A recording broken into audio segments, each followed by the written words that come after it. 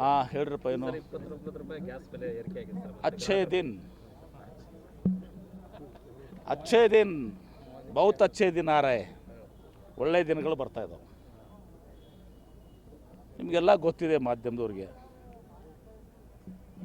2014ಕ್ಕೆ ಮುಂಚೆ ನರೇಂದ್ರ ಮೋದಿಯವರು ಪ್ರಧಾನಮಂತ್ರಿ ಆಗೋಕ್ಕಿಂತ ಮುಂಚೆ UPA ಸರ್ಕಾರ ಡಾಕ್ಟರ್ ಮನಮೋಹನ್ ಸಿಂಗ್ ಅವರಿದ್ದಾಗ ಪೆಟ್ರೋಲ್ ಬೆಲೆ 65 ರೂಪಾಯಿ ಇತ್ತು, ಡೀಸೆಲ್ ಬೆಲೆ 58 ರೂಪಾಯಿ ಇತ್ತು, ಗ್ಯಾಸ್ ಸಿಲಿಂಡರ್ ಬೆಲೆ 415 ರೂಪಾಯಿ ಇತ್ತು, ಬಂಗಾರದ ಬೆಲೆ ಎಷ್ಟಿತ್ತಪ್ಪ ಅವಾಗ 3,500 2,500 ಇತ್ತು, ಡಾಲರ್ ರೇಟ್ ಎಷ್ಟಿತ್ತು, ಮತ್ತು ಡಾಲರ್ ಬಗ್ಗೆ ಅಂತೂ ಭಾಳ ಮಾತಾಡ್ತಿದ್ರು, 58-60 ರೂಪಾಯಿ ಇತ್ತು. ಈಗ ಡಾಲರ್ ರೇಟ್ ಎಷ್ಟದ 96 ರೂಪಾಯಿ ಅದ. ಇದೆಲ್ಲವೂ ಕೂಡ ಅಚ್ಚೇ ದಿನದ ಭಾಗ. ಮನ್ ಕಿ ಬಾತ್, ಸಬ್ಕೆ ಸಾಥ್ ಸಬ್ಕೆ ವಿಶ್ವಾಸ್.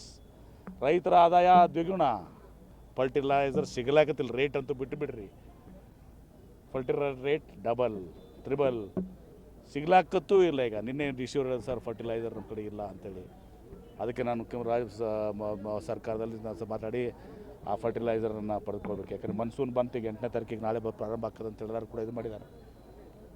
ಇದೆಲ್ಲವೂ ಕೂಡ ತಾವು ನೋಡ್ತಾ ಇದ್ದೀರಿ. ಉದ್ಯೋಗ ಪ್ರತಿ ವರ್ಷ 2 ಕೋಟಿ ಉದ್ಯೋಗ, 12 ವರ್ಷ 24 ಕೋಟಿ ಉದ್ಯೋಗ ಸೃಷ್ಟಿಯಾಗಲಿಲ್ಲ. ನೋಟ್ ಬ್ಯಾನ್ ಮಾಡಿ ಇರೋ ಉದ್ಯೋಗನೂ ಕಳೆದ್ರು. ಮುಂದೆ ಏನು ಹೇಳಿದ್ರು, ಪಕೋಡ ಮಾರಕ್ಕೆ ಹೋಗ್ರಿ ಅಂಥೇಳಿ. ಆ ಪಕೋಡ ಮಾರಕ್ಕೆ ಹೋಗ್ಬೇಕಂದ್ರೂ ಕೂಡ ಕಷ್ಟ ಅದ. ಯಾಕಂದ್ರೆ ಈಗ ಗ್ಯಾಸ್ ಸ್ಟವ್ ಇಲ್ಲ, ಸಿಲಿಂಡರ್ ಇಲ್ಲ, ಎಣ್ಣೆ ಬೆಲೆ ಎಣ್ಣೆ ಬೆಲೆನೂ ಕೂಡ 200 ರೂಪಾಯಿ ತಲುಪಿದ. ಎಲ್ಲವೂ ನಮ್ಮ ಪ್ರಧಾನಮಂತ್ರಿ ನರೇಂದ್ರ ಮೋದಿಯವರ ಕೊಡುಗೆ. ವಿಶ್ವಗುರುಗಳು ನರೇಂದ್ರ ಮೋದಿಯವರ ಕೊಡುಗೆಗಳು.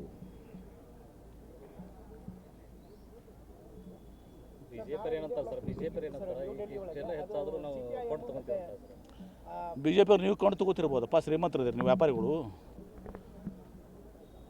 ಬಡವ್ರು ಏನು ಮಾಡಬೇಕು? MB ಪಾಟೀಲ್ ತಗೋಬೋದು, ಬಡವರು ಸಾಮಾನ್ಯ ವರ್ಗ ಜನ अच्छे दिन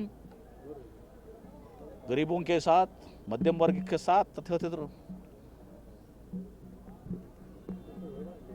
ನೀವು ಮಾಧ್ಯಮದವ್ರು ನೀವೇ ಆತ್ಮಲೋಕ ಮಾಡಿಕೊಂಡು ನಿಮಗೇನು ತಿಳಿದದು ಬರೀರಿ. ಯಾಕಂದ್ರೆ ನೀವು ಮಾಧ್ಯಮದವ್ರು ಏನಾಗ್ಯದ ಅಂದ್ರೆ, ನೀವು ಕೆಲವೊಬ್ಬರು, ಎಲ್ಲರದು ಅಲ್ಲ, ಎಲ್ಲ ಕೆಲವು ಮಾಧ್ಯಮ ಸಂಸ್ಥೆಗಳು ಎಲ್ಲ ಅದಾನಿ ಅಂಬಾನಿ ಕಡೆ ಆಗ್ಯದ. ಹಾಂ, ಈಗ ಸೈಕಲ್ ಚಾಲೂ ಆಗ್ಯದ. ಈಗ ಮಂದಿ ಈಗ ಸೋಷಿಯಲ್ ಮೀಡ್ಯಾದಾಗ ಎಲ್ಲ ಸ್ಟಾರ್ಟ್ ಮಾಡ್ಯಾರ. ಗ್ಯಾಸ್ ಇರ್ಲಾರ್ದ, ಸಿಲಿಂಡರ್ ಇರ್ಲಾರ್ದಕ್ಕೆ ಹಿಂದಕ್ಕೆ ಗಟ್ರದಾಗ ಪೈಪ್ ಹಾಕಿ ಗ್ಯಾಸ್ ಉತ್ಪಾದನೆ ಮಾಡ್ತಿದ್ದೆ ಅಂತ ಹೇಳಿದರು ಚಾ ಮಾರುವಾಗ. ಎಲ್ಲವೂ ಕೂಡ ಹೊರ ಬರ್ತಾ ಇದೆ ಈಗ.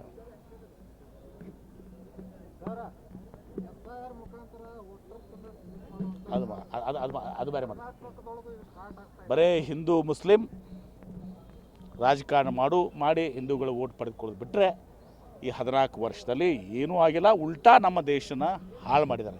ಏನು ನರಸಿಂಹರಾವ್ ಅವರು ಪ್ರಾರಂಭ ಮಾಡಿದರು, ಮೂಲತಃ ಜವಾಹರ್ಲಾಲ್ ನೆಹರು ಅವರು, ಇಂದಿರಾ ಗಾಂಧಿ ಅವರು ಬಡವ್ರ ಪರವಾಗಿ ಇದು ಮಾಡಿದಂಥದ್ದು, ರಾಜೀವ್ ಗಾಂಧಿ ಅವರು ಇದು ಮಾಡುವಂಥದ್ದು, ಮನಮೋಹನ್ ಸಿಂಗ್ ಅವರು ಕಟ್ಟಿದಂಥ ಹಣಕಾಸು ವ್ಯವಸ್ಥೆ ಏನಿತ್ತು, ಭವ್ಯ ಭಾರತ, ವಿಶ್ವಗುರು ನರೇಂದ್ರ ಮೋದಿಯವರ ಇದರಲ್ಲಿ ಆ ಭವ್ಯ ಭಾರತವನ್ನು ಸರ್ವನಾಶ ಮಾಡಿಬಿಟ್ಟಿದ್ದಾರೆ.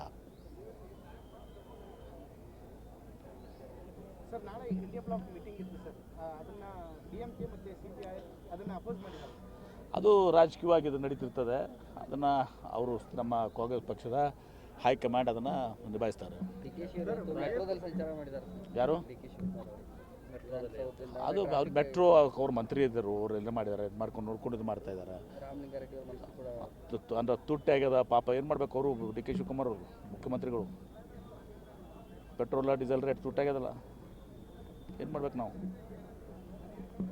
ಹಾಂ, ನಿಮ್ಮ ಇವ್ರಿಗೆ MP ಅವ್ರಿಗೆ ಕೇಳ್ರಿ, ಹೋಗಿ ಸಂಸದರಿಗೆ ಕೇಳ್ರಲ್ಲ ಒಂದು ಸ್ವಲ್ಪ ಇವೆಲ್ಲ. ಮೋದಿಯವ್ರ ಕಡೆ ಹೋಗಿ ಭೇಟಿ ಆಗಂತ ತಾಕತ್ತಿದ್ರಲ್ರಿ. ಆಗಿದೆ ಎಲ್ಲ ಹೇಳಿದ್ದೆ ನಾನು, ಮೊದಲೇ ಹೇಳಿದ್ದೆ ನಾನು, ಮನವೊಲಿಕೆ ಆಗ್ತದೆ ಇವೆಲ್ಲ ಇರುವುದೇ. ಕುಟುಂಬದ ಸದಸ್ಯರ ಭಿನ್ನಾಭಿಪ್ರಾಯ ಇರ್ತದಪ್ಪ. ನಿಮ್ಮ ಮನೆಗಿಲ್ವಾ? ನಮ್ಮ ಮನೆಗಂತೂ ಅದಾವ ನೋಡಪ್ಪ. ಗಂಡ ಹೆಂಡತಿ ಜಗಾಡ್ತೀವಿ ನಾವು ಎಲ್ಲರ ಮನ್ಯಾಗ ಮಕ್ಕಳು ಜಗಾಡ್ತಿರ್ತಾರೆ. ಕುಟುಂಬದ ಪಕ್ಷ ಅಂದ್ಮ್ಯಾಗ ಎಲ್ಲನೂ ಜಗಳ ಸಣ್ಣ ಸಣ್ಣ ಭಿನ್ನಾಭಿಪ್ರಾಯಗಳು ಸಣ್ಣ ಸಣ್ಣ ಅಸಮಾಧಾನಗಳಿರ್ತಾವೆ, ಎಲ್ಲರೂ ಬಗೆಹರಿಸ್ತಾರೆ. ಹಿಂದೆ ಹೇಳಿದ ಬಗೆಹರಿತಾವೆ ಅಂತ ಹೇಳಿದ್ದೆ ನಾನು. ಸರ್, ವಿಜಯಪುರದ ಬಾರ್ಡರ್ದಾಗ ಅಪರಾಧಗಳು ಜಾಸ್ತಿ ಆಯ್ತು. ಮೊನ್ನೆ 6 ಕೊಲೆ. ಅದು ಎಲ್ಲನೂ ಕೂಡ ನಿಮ್ಗೆ ಗೊತ್ತಿದೆ. ಕೌಟುಂಬಿಕ ಕಲಹಗಳು ಎಲ್ಲನೂ ಕೂಡ ಅವು ಮೊದಲಿಂದ ಬಂದಿದ್ದಾವೆ. ಅದೆಲ್ಲ ನಮ್ಮ ಬಹುಶಃ ಅದನ್ನೆಲ್ಲರೂ ಕೂಡ ನಮ್ಮ SP ಅವರು ಸದೃಢ ಅದಕ್ಕೆ ನಿಭಾಯಿಸ್ತಾ ಇದ್ದಾರೆ. ನಾನು ಕೂಡ ನನಗೂ ಚರ್ಚೆ ಮಾಡಿದ್ದಾರೆ. ಇನ್ನೂ ಹೆಚ್ಚಿನ ಕ್ರಮಗಳನ್ನು ಕೈಗೊಳ್ತೀವಿ. ಯಾವ್ಯಾವ ದರೋಡೆ ಪ್ರಕರಣಗಳದ್ದು ಎಲ್ಲನೂ ಕೂಡ ಒಬ್ಬ ದಕ್ಷವಾದಂಥ SP ಅವರು ಇದ್ದಾರೆ, ಕೆಲಸ ಮಾಡಿದ್ದಾರೆ. ಇನ್ನಷ್ಟು ಅದನ್ನು ಯಾವ ರೀತಿ ಪ್ರಿವೆಂಟ್ ಮಾಡಬೇಕು, ಇಂಥವೆಲ್ಲ ಕೂಡ ಪ್ರಿವೆಂಟ್ ಮಾಡೋದು ಭಾಳ ಕಷ್ಟ ಇರ್ತದೆ. ಅದಾಗಿನೂ ಕೂಡ ಏನು ಕ್ರಮ ಕೈಗೊಳ್ಳಬೇಕು ಅಂತ ಹೇಳಿ ನಾವು ಚರ್ಚೆ ಮಾಡಿದ್ದೀವಿ.